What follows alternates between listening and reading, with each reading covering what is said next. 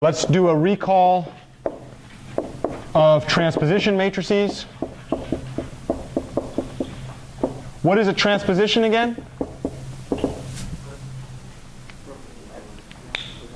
Transposition is just it's a permutation that only swaps two elements, right? Transposition is a permutation that only swaps two elements. So transposition is a permutation that only swaps two elements. In other words, if we look at the identity matrix, how did we form a transposition using the identity matrix? Either choose two columns or choose two rows and then just do what to them? Swap them. Anybody have a favorite dimension? 4? All right. And then I like the number 1, so 4 plus 1 is 5. That's awesome. Anybody have some favorite I and K that's in between 1 and 5? 1 and 4, and what did you say? 3? Okay, let's do 3 and 5. That's awesome.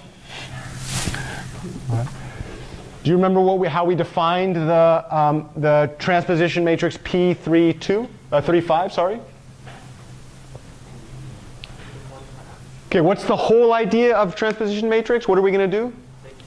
Take the identity, cancel out rows 3 and 5, replace row 3 with row 5, and row 5 with row 3. Okay, so we start with I sub n, and in this case, what's I sub n? I sub 5. The first thing I have to do is I have to get rid of row 3, right? So to get rid of row 3, I guess we could actually write all this out, right?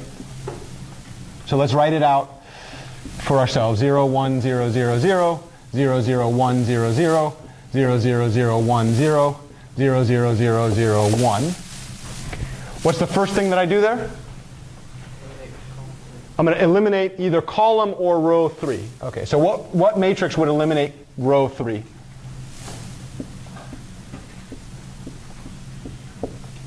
Do I have to touch any of the other rows? And then what do I have to do? This is the one I'm targeting, right? So what do I have to subtract away from that? 0, 0, 1, 0. And then I'm not going to touch anything else, because that's the only one that I'm going to try to get rid of right now, right? If I did that subtraction, what would be left?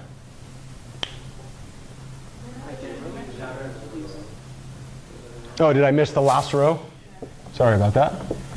Of course, because if this is a 5 by 5 and this is a 5 by 5, then the matrix subtraction should be between matrices that are 5 by 5. So what would be left over right here? If I left it there, if I didn't continue from here, what would be left over? Identity matrix, but the third row is all zeros. What do I want to put in the third row? In a transposition, what's the whole idea of transposition? Flip them. So what would be in the third row in this case? Row 5. So what would that look like? 0, 0, 0, 0, 0, 0, 0, 0, 0, 0, 0, all the way. And then right here, what would I need? 0, 0, 1, 0, 0. So now what do we have? When we do that, what would be left over? Start with the identity, get rid of row 3, and then in row 3 I put row 5. So now I have 2 copies of row 5 and everything else looks the same. But that's not what I wanted, right? I wanted row 5 in row 3, and I also wanted row 3 in row 5. So what have I not done yet? Yeah, so the first thing I do is I get rid of the actual row 5 that I started with, right? 0, 0, 0, 0, 1. And then in its place, what do I put? Yeah, so this would be 0, 0, 0, 0, 0, 0, 0, 0, 0, 0, 0, 0, 0, 0, 1, 0, 0, 0, 0, 0, 0, 0, 0, 0, 0. How would I write that as outer products? Well, what's the first outer product there?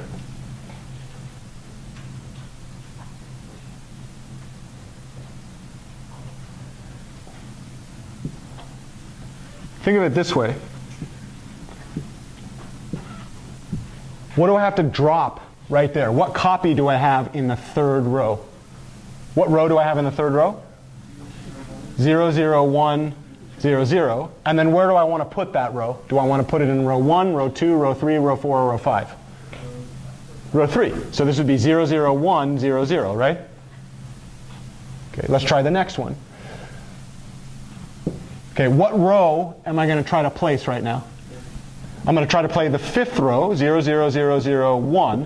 Where do I want to place the fifth row? In the third row. 1 in the third row, right?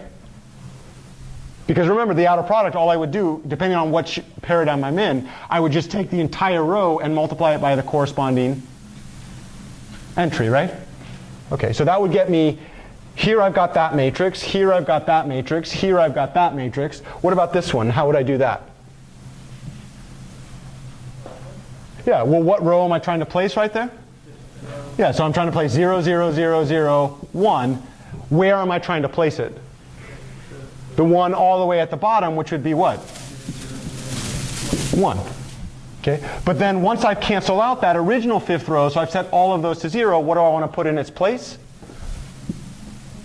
I want to put the third row. Where do I want to put the third row? All the way down, right? 0, 0, 0, 0, 1. Which means if I looked at P35, what is P35? Well, it would be IN. I guess I would call it I5, sorry. And then what did I do? I got rid of the third entry, and I replaced the third entry with the fifth row. Then what did I do? I got rid of the fifth row, and I replaced the fifth row with the what? Third row. Could you guess what PIK is? If I wanted to do this in general n space, could you guess what PIK is? So this implies, what is the transposition matrix that swaps row I and k in n by n? What do I start with? I start with the identity matrix I, n, and then what am I going to do? Yeah, first thing I'm going to do is I'm going to get rid of rows I, and then maybe why don't we just get rid of both of them first, right? So first I get rid of row I, then I get rid of row k.